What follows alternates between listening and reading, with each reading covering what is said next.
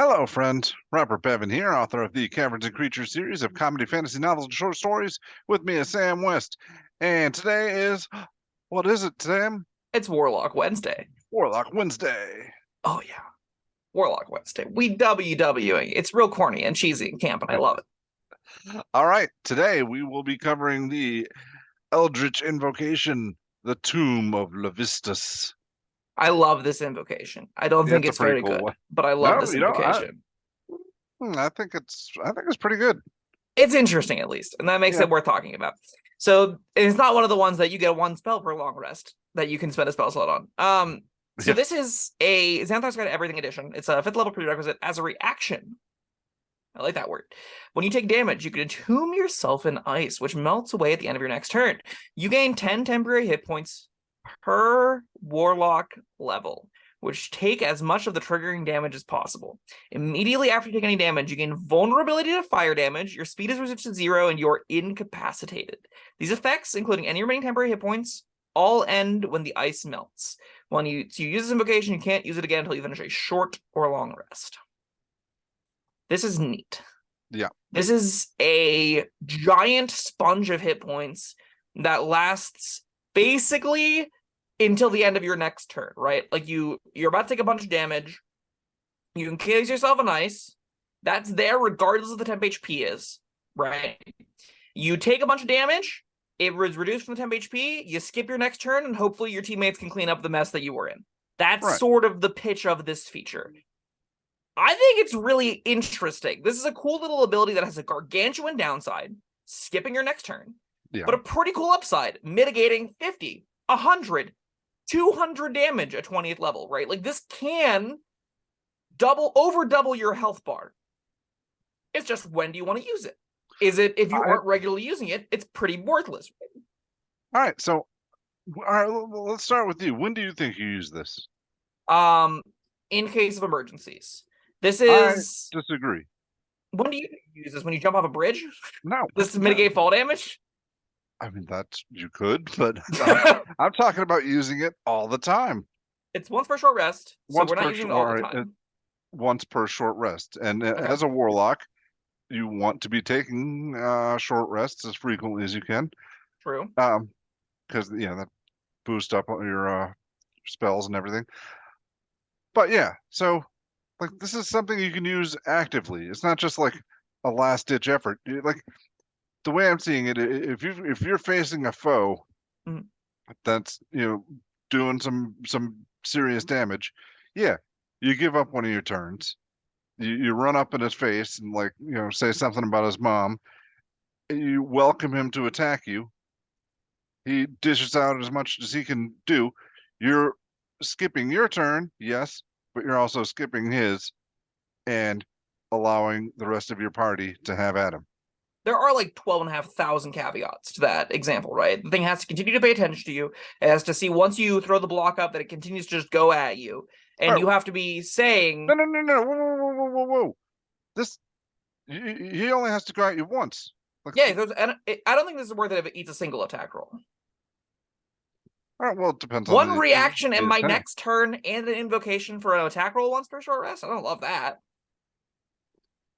All right, well, walk me through what I'm not seeing here. Okay, you're against, let's say it's a hill giant, right? Sure. You're a 5th level warlock. You run up to it. You go, hey, your mom stinks. And it goes, I know, I'm a hill giant. And then it pulls out its club and it tries to smash you in the face. And you go, okay, Tomb of Levistus. I block the first instance of this damage, right? Now I've got, I got 50 or 53 hit points. Let's say it knocks 15 off. I got 35 hit points left. Now it goes, man in ice. Hit thing not in ice. Turns and smashes the paladin, right? Turns and throws a rock at another ally. Walks away from you because you're now an icicle and hits something else that's threatening, right? That's where I see this being like you ate an attack roll. All right. For your next turn. You ate an attack roll. I mean, how many attacks does this hill giant have? 2. Let's say modestly 2. Okay. And this is an environment where you're against a singular entity. If you're against more than one enemy, it's going to be a lot worse than that, because one of them makes some attack rolls against you. You go, okay, block this one's attack rolls. The other ones go, okay, we also get our turns. That warlock doesn't get their turns. They ate maybe one of the creature's single attack rolls. I don't want to give up my entire turn to block a single attack roll.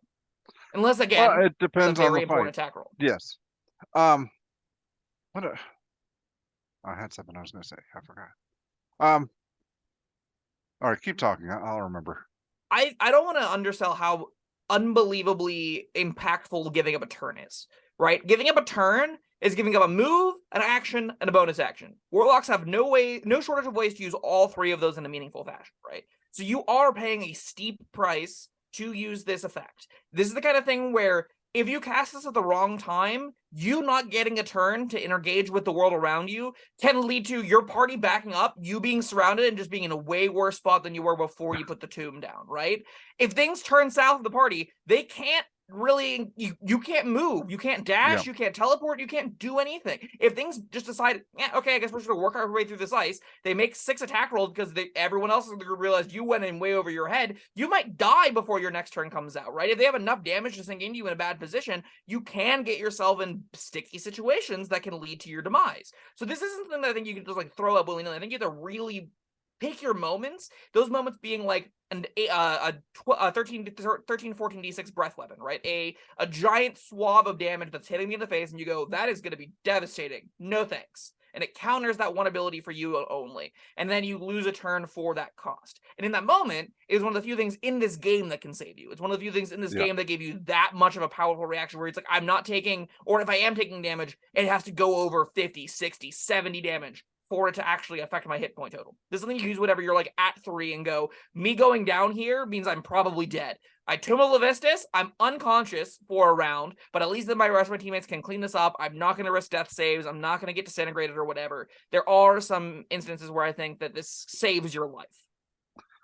I still think it can be used actively, especially if whatever is coming at you is dealing fire damage, because then it essentially doubles your temporary hit points, does it not? Other way around, you gain vulnerability to fire damage, Oh, not the vulnerability? resistance. Yep. Ah, shucks. Never mind. Forget I said that. Yeah.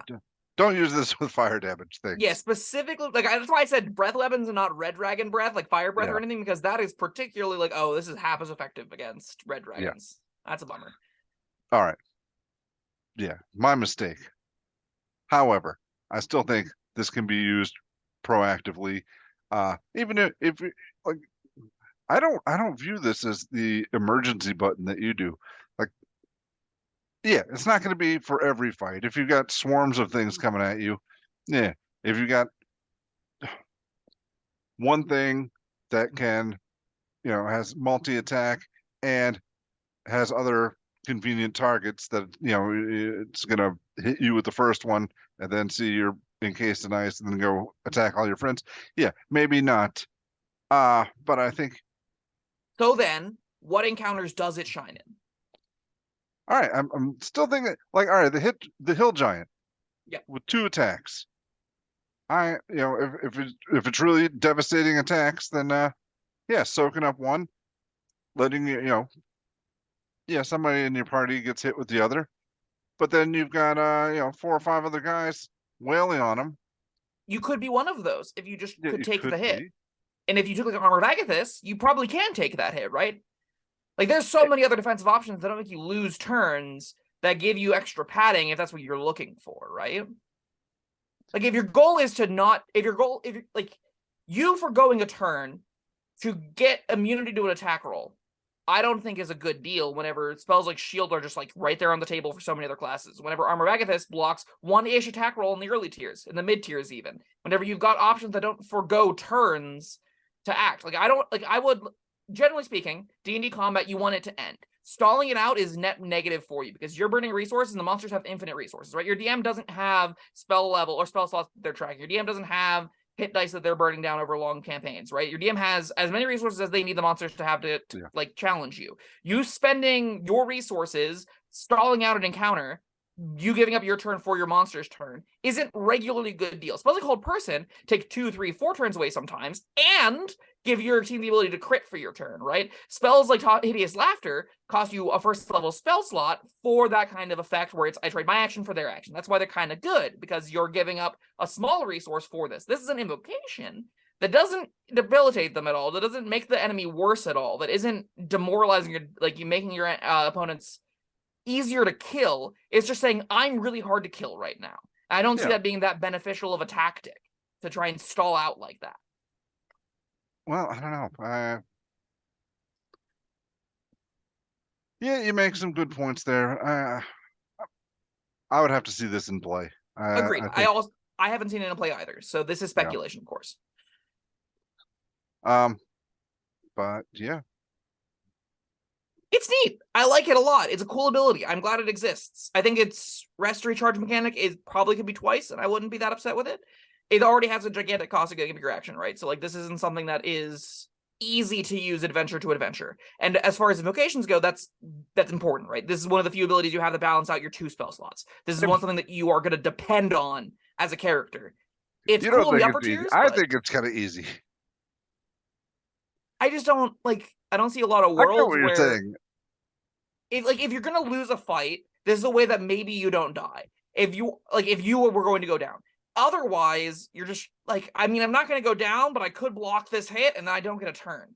And like why would I do that? Why would I give up Eldritch Blasting, ulti attacking, using my summoned companions and stuff like that, casting spells, doing other proactive things? Why am I foregoing that to block an attack roll? To block single entities coming at me? Well, like you keep going back to the 1 attack roll. I think Let's say if you you're eat a whole creature's turn. One yeah, whole creature's all turn. right. 7 attack rolls. Amaryllis just wails into you and go, no thanks, I got a shield here, right? That singular enemy, you're not taking 7 attack rolls from, which again have a lot of other ways to be mitigated with stuff like shield and stuff, but that's that's outside of Warlock, so maybe not that. But in this instance, you blocking 7 attack rolls of a single creature means in ones of encounters, this might have a way to trade your turn for its turn, at best case scenario, in that kind of use case, right? I don't see that being that valuable over hideous laughtering it, over, trying to use a different resource that costs less to debilitate it in some way, shape, or form. Yeah. I feel like if you're eating its turn, which you might be able to do with some forethought and positioning and what have you, then yeah, it's I think it can be worth if you play with it and find out how to use it, find the sweet spot. I think you can use it more frequently than you seem to think you can use it. And if you can use it frequently, and you get your short rests, then yeah, I'd like to try it. Sure, I agree. I also want to put this on a Yeah. character sheet. But just how I didn't think Earthscrubber would work, I also don't think this is going to work that effectively. I think Yeah. this is going to be like one of those features where ultimately find that most encounters I don't have a reason to use this, and in the encounters I do have a reason to use this, how good is it even? Right? How good is it even in encounters where I am blocking 60 damage, then I don't have a turn, and we're still in the same situation hypothetically where I didn't take any damage, but the thing didn't take any damage either. The thing is still there, threatening, doing its thing. If my backline isn't actively able to make giant impacts in that turn that I'm taking off, well, it just gets 2 turns in a row against me, and that might be really bad. Maybe it casts a prep spell on itself during your off turn, right? Maybe it just decides, all right, I guess I'll just leave because I'm not being threatened by this Warlock anymore, teleports away. Maybe it does any number of things that you just face up said to it, I'm not taking actions. Do as you will. And that's going to have giant consequences sometimes. Again, this is also going to be the kind of tool that saves you from some things that otherwise you would not survive. And that is interesting. All right, how about this? It encourages you to take bigger risks. Definitely. 100% that's the case. And I love that kind of gameplay. Again, I do think this, if you want to treat it as a fast fall, sure. Jump off a cliff, as long as it's enough lower, if you're like level 17. This sounds like a me idea. Yeah. You inspired me off of, what was it? Death Ward, right? You drop to 1 instead. Yeah. Break every bone in your body, but keep standing, spit out a tooth, you're fine. Do the same thing with Levistus. Just be like, all right, let's see. 2d6 is roughly, what's 2d6? 7 damage. So instances of 10 is like 2.5 d6. So you can fall a long distance at level 5 with this and expect to like shrug off most of it. Maybe. Take a short rest. Yeah, you can do it again. While everybody else is climbing down the stairs, you can take a short rest. Yeah. Again, it is also, I think it's important to note, if something breaks through the ice, you still don't get a turn. Like, if you get 50 hit points, you take all 50 that damage, your turn is still gone. Just viewers at home, I think has been and has potential to be some confusion around that. Your turn is gone. So you pay that price when you take this reaction. Just something to keep in mind. All right. Well, got anything else to say about Tome of Levistus? Probably a 2 out of 5, but very interesting. I'd love to try it. Ooh, I'm not gonna give it a 4, but I will give it a 3. I think it's responsible. I'm right in between, I think. All right. Yeah. Fun times to be had. I think yeah, let us know, commenters or viewers. Let us know in the comments what you think of Tome of Levistus, and yeah, any fun uses you've had for it, or fun stories that you've where it saved your life or failed to. That was that, and like, subscribe, and we'll see you next time. Bye-bye. Thank you for watching. If you found this helpful, informative, or entertaining, I'd really appreciate it if you hit the like button below. You needn't smash it, a gentle tap will suffice. If you want to see more videos like this, subscribe to the channel. And make sure you check out the links in the description, where you'll find my Caverns and Creatures series of comedy fantasy novels, Sam's full review of the spell, and other fun things.